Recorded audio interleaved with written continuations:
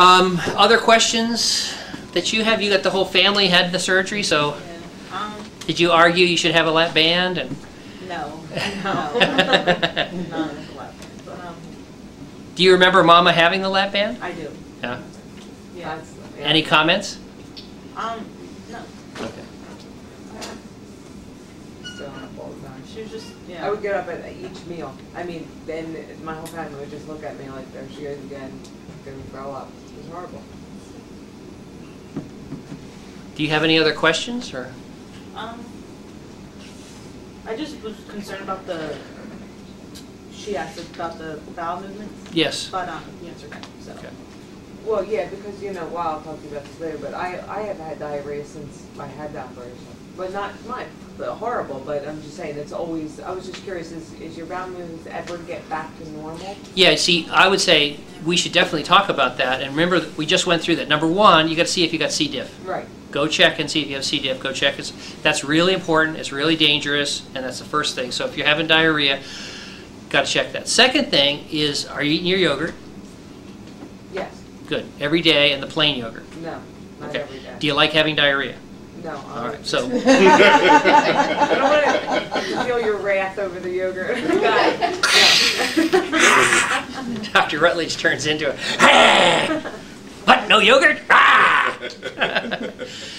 The other thing is, we often ask for a food diary. So I'll give you an example. So one lady said, you know, I have all this gas and cramps and blah, blah, blah, this really bothering me. And I said, send me a food diary. So I got her food diary. I'd wake up in the morning, she had eggs and bacon.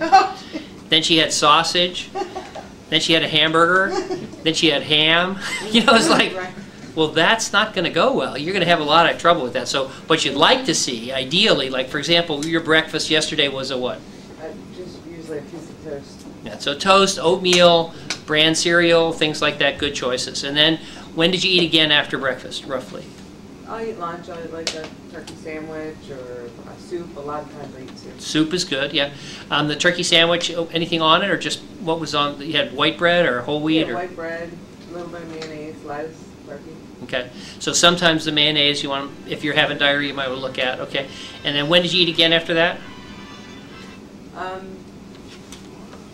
Well, dinner. Uh-huh. And that's what I ate. But I usually have either fish or chicken. Mm-hmm. I stay within steak. I usually can't eat pasta. You know, have some salad. I'm pretty healthy eater. Good. All right. Well, all right. So we look at that. You're not having one of these terrible diets that we hear from sometimes. Then the next thing we'll want to do is to look at other issues that might be bothering you. So, not drinking a lot of milk. No, I can't drink any milk. Right. So we want to look in your diet for lactose. Sometimes there's unexpected lactose. They'll add it to different yogurts or things like that, so you can get tricked. Because adding milk protein to a food makes it look better on the package because it's got more protein, doesn't have fat in it, but it can have a tricky amount of lactose. The other thing is you had some bread on the turkey sandwich. We have found that we can get diarrhea, cramps, bloating, and gas from gluten sensitivity. That is the wheat protein. So sometimes we'll ask our patients to try a couple of weeks without wheat protein, and that may help. And then if all that gets tested, and you can try a little bit of Imodium, which can slow down the gut. You can buy it at the grocery store. But we don't do any of the Imodium until we've done the other things first. So then it's not normal. I'm thinking that this was a normal No, process, that's what I've been warning her about. Is that the only bad thing about this operation is you have a bathroom issue a lot. So yeah, we have people who do that, who do have problems, and they don't call me. So we expect we can fix that. That shouldn't continue. okay, that's really good. Do you care if I say hi a bit more? Yeah. Spill a little bit. Just on that gluten sensitivity thing, I was gluten intolerant before surgery, and so I already had those products in my house, the gluten-free stuff. And I was finding that after surgery, I could eat breads and pastas and not have a problem, and everybody on the MGB boards talking about, oh, this pain, this pain, this pain. And so I would start suggesting to people, well, I'm eating gluten-free, maybe you'll give that a shot. And it came back that a lot of people, they give it a shot and they wouldn't have the pains anymore. My dad and my brother and me are all very drastically different in our eating patterns. My dad has a lot of the gas problems and the diarrhea problems. He has taken his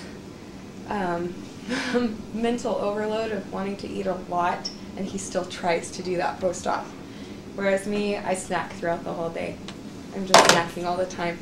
And I really have not had this diarrhea issue. My brother, he's out working long hours, and so he'll go a long time. So then his energy is zapped. So you kind of see that whether people are eating, you know, processed foods, TV dinners, it can make a big difference in your bowels afterwards. I went to a retreat a week ago or 2 weeks ago, and for Touch for Health, and they have a massage table to practice on. And I was able to just jump up on the table and get practiced on without feeling like I was going to be the fat girl that was breaking the table. And it kind of hit then that I didn't weigh 300 pounds anymore. You know? That is amazing. I told everyone, well, I used to weigh 300 pounds, and so anyway, it was really interesting to see all the shock looks on their face. For me personally, the extra skin thing, I am not 300 pounds anymore, guys, so like this is not the end of the world, you know? Yeah. That's just extra skin. And we were at my mother-in-law's house last night, and I was like, yeah, this sexy, right? And I got the shrinkles going on in the boob area, but I don't weigh 300 pounds anymore. I don't have PCOS anymore. My dad was diabetic and had sleep apnea. My brother was pre-diabetic and had sleep apnea. They would both use their machines. They both were off their sleep apnea machines within 2 months after surgery. And my dad's diabetes went away right after surgery. He hasn't been diabetic anymore. So anyway, we just were on a family vacation from Colorado through on our way to Disneyland. So we realized it was Tuesday and in the morning. Yay. And I wanted to stop and say hi. And Thank you. Yay. Thank you for my life that I never thought that I would have. So. Yeah, and we see all your pictures. You look so beautiful in all your pictures. You look Thank great. you. So congratulations. Say hi to the fam. Spread the word. Thank you. Thank you very much. Pretty cool. Want to say hi? Me? I'm Sam Crooks from Dallas area. Who's here with you? This is my wife. Good. How'd you find out about us? You actually operated on my former stepmother, Holly, and my sister told me about it. Started looking into it. Good. How about this crazy clinic with everybody in a big crowd like this? Are you surviving or going to make it through it? Yeah, one suggestion would be, stretch breaks every now and then might be good. Well, that's right. We have kind of a crowd today. We could take. You want to take 5? Is that what you're saying, or you can't stand me talking anymore, or you won't miss anything if you want to step out? Do you guys have any questions? Well, she keeps talking about wanting to go to Hoover Dam on Saturday, and I'm going, well, I'm not sure that's a good idea. Oh, sure, if you feel okay. How soon would you expect people to feel better? It varies. Now some people have pain for weeks. I have one lady who just really doesn't like me because she had this pain on the left side for almost 3 months afterwards.